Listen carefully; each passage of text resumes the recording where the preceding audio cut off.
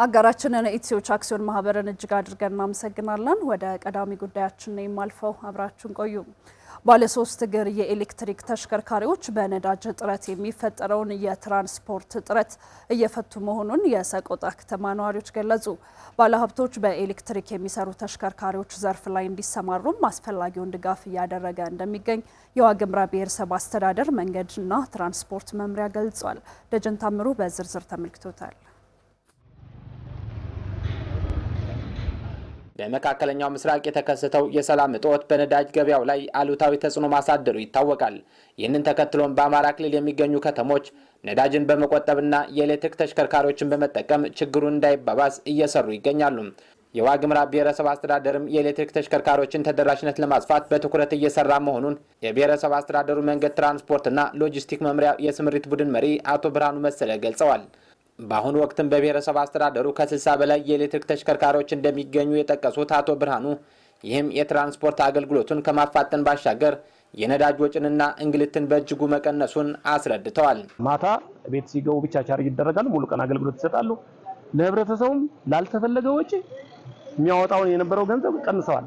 ለምሳሌ በቤንዚል የሚያወጡ የነበሩት 10 ብርና 15 ብር እስከ 20 ብር ድረስ አሁን በ10 ብርና በ5 ብር የሚሄዱበት ሁኔታ ተመቻችቷል።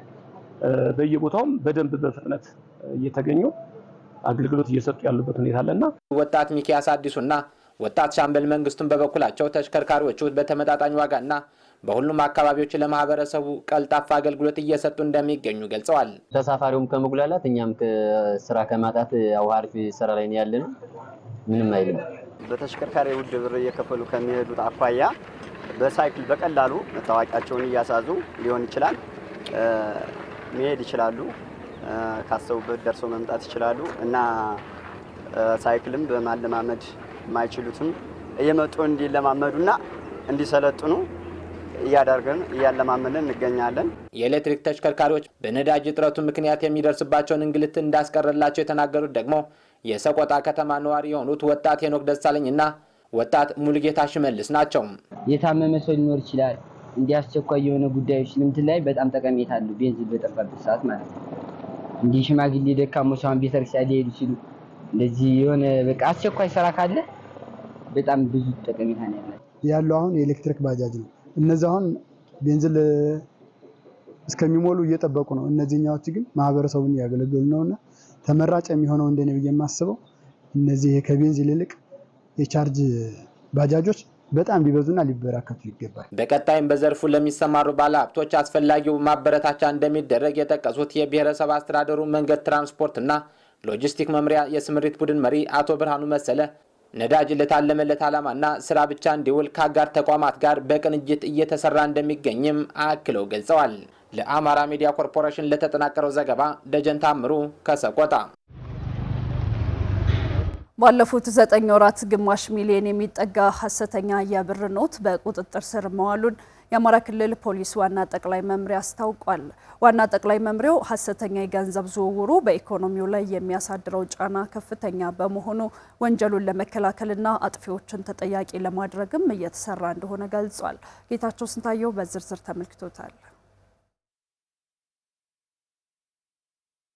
ሐሰተኛ የገንዘብ ዝውውር የገንዘብ የመግዛት አቅምና ሕጋዊ የንግድ እንቅስቃሴን በማዳከም የሀገሪቱ ኢኮኖሚ ላይ የሚያሳድረው ጫና ከፍተኛ በመሆኑ ፖሊስ ወንጀሉን አስቀድሞ ለመከላከል ብሎም ወንጀለኞችን ሕግ ፊት ለማቅረብ ትኩረት ሰጥቶ እየሰራ ይገኛል ያሉት የአማራ ክልል ፖሊስ ዋና መምሪያ የልዩ ልዩ ወንጀሎች ምርመራ ዋና መምሪያ ኃላፊ ኮማንደር ደጀን ወዳጅ በተሰራው ስራም ግማሽ ሚሊዮን የሚጠጋ ሐሰተኛ የብር ኖትና ተጠርጣሪዎችንም በቁጥጥር ስር መዋል ተችሏል ብለዋል። ሐሰት የገንዘብ ስርጭት በጠቅላላ ሲወሰድ ከባለፉት ዓመታት አኳያ በጣም በርካታ ስራ የተሰራ ከመሆኑ ጋር ተያይዞ የመቀነስ አዝማሚያዎች ይታዩበታል። ሆኖም ግን በዚህ በ9 ወሩ በጠቅላላ ወደ 23 መዛግብቶች ተደራጅተው ምርመራ ተጀምሮባቸዋል። በእነዚህ 23 መዛግብቶች መካከል ወደ 35 የሚሆኑ ተከሳሾች አሉበት። ምናልባት ቁጥሩ ሊያንስ ይችላል እንጂ ተግባራቸው እጅግ የከፋ ነው ማለት ይቻላል ማለት ነው። በዚህ ላይ እንደተባለው ወደ 477 የሐሰት ብር ኖቶች ተይዘዋል። አጥፊዎችን ወደ ሕግ አቅርቦ ተጠያቂ እንዲሆኑ በተሰራው ስራም 85 በመቶ በሚሆኑት አጥፊዎች ላይ አስተማሪ የሆነ ቅጣት መሰጠቱን ያስገነዘቡት ኮማንደር ደጀን ወዳጅ በኤግዚቢት ከተያዘው ገንዘብም የተወገደ መኖሩን አስረድተዋል። ከሳሾች ወይም ደግሞ ከ23 መዝገቦች መካከል 85% የሚሆነው ውሳኔ ያገኘበት ሁኔታ ነው ያለ ማለት ነው እና በተለይም ይሄ ችግር ያለባቸው ወደ 7 የሚሆኑ ዞኖች ናቸው ያሉት። አብዛኛዎቹን አቅርበው ውሳኔ ያሰጡበት ሁኔታ እንዳለ ማየት ይቻላል። በተለይም ደግሞ በተፋጠነና በአርቲዲ የህግ ስርዓት እንዲታይ በመደረጉ ሌሎችንም በሰፊው ያስተምራል ተብሎ የሚወሰድ ይሆናል ማለት ነው። ከዚህ አኳያ እንደተባለው ፍርድ ቤት ቀርቦ ወደ 18300 የሚሆነው ተወግዷል። ሌሎች ሂደታቸውን በተመሳሳይ በፖሊስ ያለ ኤግዚቢቶች በእጃችን የሚገኙበት ሁኔታ ነው ያለ ማለት ነውና በጥሩ ሁኔታ ምርመራው ተጠናቆ ለሚመለከተው የፍትህ አካል በመሄድ ውሳኔ የሰጠበት ሁኔታ እንዳለ ማየት ተችሏል ማለት ነው። ሐሰተኛ ብር ኖት ዝውውር በባህሪው የሚሰፋው በበዓል ወቅት በመሆኑ አሁን ባለው የበዓል ግብይት ሲካሄድ ጥንቃቄ ማድረግ እንደሚገባም የልዩ ልዩ ወንጀሎች ምርመራ ዋና መምሪያ ኃላፊ ኮማንደር ደጀን ወዳጅ አሳስበዋል። የሐሰተኛ ብር ኖት ስርጭት ብዙ ጊዜ ባለን ልምድ የምናውቀው ትልልቅ በዓላት በሚከበሩበት ሰዓት የሚሰራጭ ነው ማለት ነው።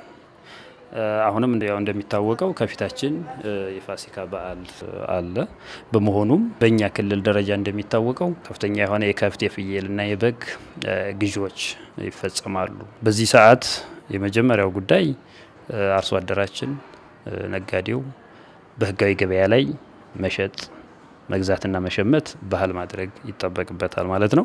ሁለተኛው ነገር እንደተባለው የመጀመሪያው ምናልባት ከተማ አካባቢ ላይ ብዙ ችግር ስለሌለ በዲጂታል ባንኪንግ አገልግሎት ቢጠቀሙ ጥሩ ሆኖ የማይሳካ ሆኖ ከተገኘ ግን የሚሸምቱበት ወይም ደግሞ ሲሸጡ የሚቀበሉትን ገንዘብ አስተውሎ መቀበል ያስፈልጋል ማለት ነው። የሐሰተኛ የብር ኖት ስርጭት የሚበዛባቸው አዊ፣ ሰሜን ሸዋ፣ ዋግ ኽምራ፣ ሰሜን ጎንደር፣ ደቡብ ወሎና ደቡብ ጎንደርን ጨምሮ ሰቲት ሁመራ እንደሚገኙበትም ከመምሪያ ኃላፊው ገለጻ ለመረዳት ችለናል።